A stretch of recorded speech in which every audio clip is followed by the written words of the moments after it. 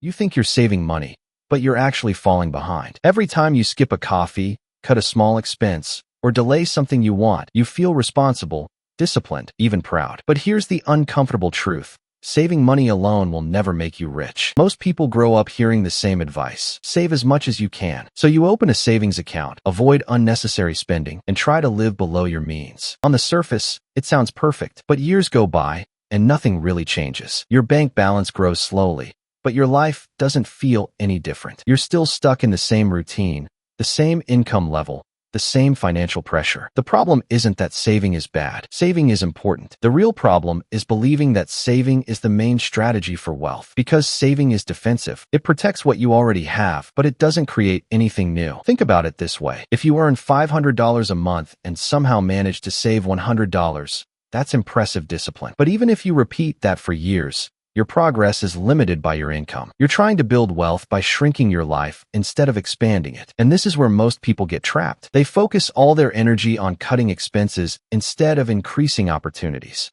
They say no to small pleasures, but they never ask a bigger question. How can I earn more? Why does this happen? Because saving feels safe. It's predictable. It gives you a sense of control. You can decide not to spend. But earning more? That feels uncertain. It requires risk, effort, and sometimes failure. So the brain naturally chooses the easier path. But here's the hidden truth. The habits that make you good at saving don't automatically make you good at building wealth. In fact, sometimes they hold you back. Because when you're too focused on saving, you start avoiding risks, and without risk, growth is impossible. Real wealth is not built by how much you save. It's built by how much you can grow. Let's make this even clearer with real-life examples. Imagine two people. The first person saves aggressively. They cut expenses, avoid spending, and manage to save $200 every month. The second person saves less, maybe only $50, but spends time learning new skills, trying side hustles, and taking small risks to increase their income. After 1 year, the first person has saved $2,400. That sounds good. The second person only has $600 saved, which doesn't seem impressive. But here's what most people don't see. The second person now has the ability to earn more. Maybe they started freelancing, launched a small online service, or learned a skill that increased their salary.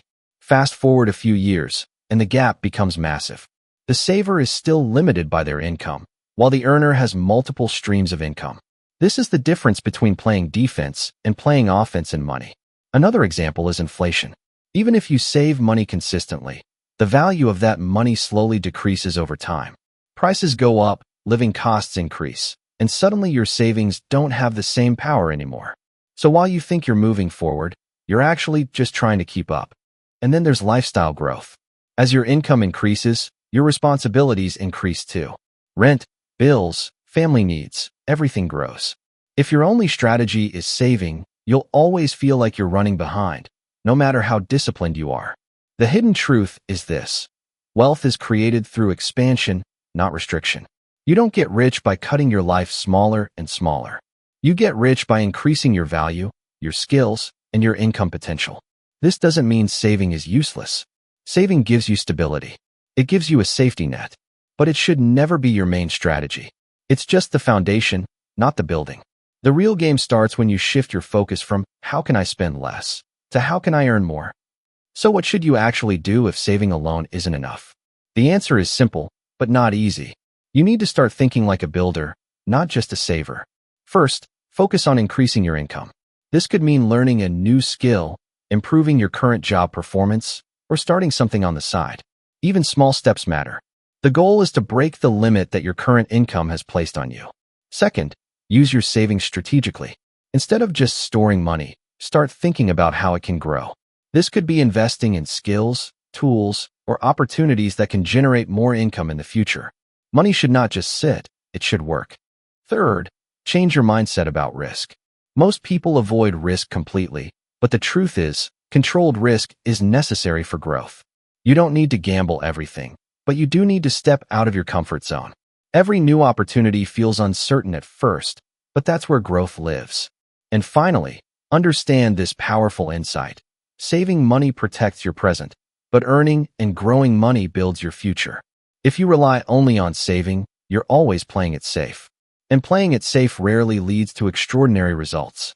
So the next time you feel proud for saving a few dollars, that's good, but don't stop there. Ask yourself a better question. What can I do today that increases my earning power tomorrow? Because real wealth doesn't come from how tightly you hold your money. It comes from how effectively you grow it.